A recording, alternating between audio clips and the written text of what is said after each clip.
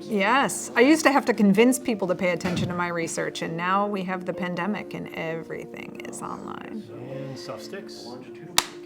My name is Jayne Lammers, and I'm an associate professor in the Teaching and Curriculum program here at the Warner School. I direct the secondary English teacher preparation program, and I'm also affiliated with our Center for Learning in the Digital Age. So I was an English teacher in Central Florida in the early 2000s, and working with young people who were struggling to pass the state assessments. And I went off to graduate school to try to understand how to help teachers reach those students. I met a professor who studied video games, and I was a huge skeptic. Video games were the bane of my existence, right? They were what was causing young people to not read. But through my graduate studies, I started to see how much young people were reading and writing as they were playing video games and engaging in online spaces. When they want to know something, it's amazing how much reading, writing, research, investigative work, critical analysis work they do. Because I'm still a teacher at heart, though, I always ask the question, why should teachers care that young people are doing this outside of their classrooms? So in September of 2019, I had the opportunity to reunite with a Warner graduate student of mine in Indonesia. I had a Fulbright US Scholar grant that gave me an opportunity to go to Semarang, which is in Central Java. And we did a study of the digital literacy practices of secondary youth in that area.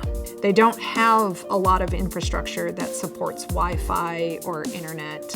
They almost exclusively use cell phones, what they call handphones. They're very much a place where pictures matter. If we don't have a picture of it, it didn't happen. We had young people telling us about how they were digital entrepreneurs. I had one young woman I think she was in 11th grade, and she had a whole side hustle going where she was selling skincare products.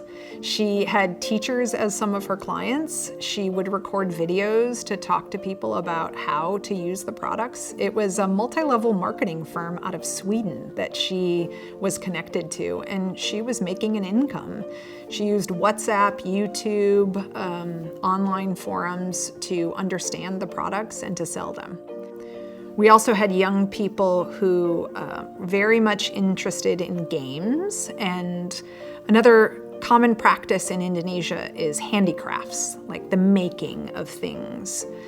One young woman found an audience for sharing images of her handicrafts online and got feedback about them.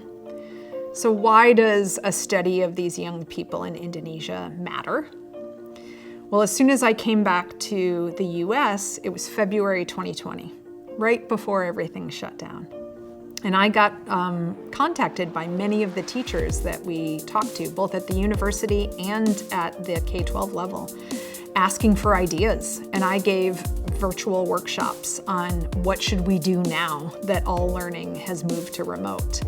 Now that we've lived through 18 months of staying at home, learning online, seeing the way young people can leverage technology, people are more willing to pay attention to this research and to think more critically about how we can leverage technology to support students' learning, to give them a place to have voice, to watch what it is that they are creating and help them be critical consumers and critical producers of online content. So I'm conducting research all the time, working with my doctoral students, but then also bringing it immediately into the classes that I teach as I work with future educators. What sets us apart is that our students are taught that the social justice work that they do is not just about the outcomes of their research, but it starts way back in how are we asking the questions? Of whom are we asking to understand? What methods are we using? Whose voices get heard in research and whose get oppressed? So that is a really, I think, unique contribution that we make to the research community by bringing that into our students' awareness at the very beginning of their programs.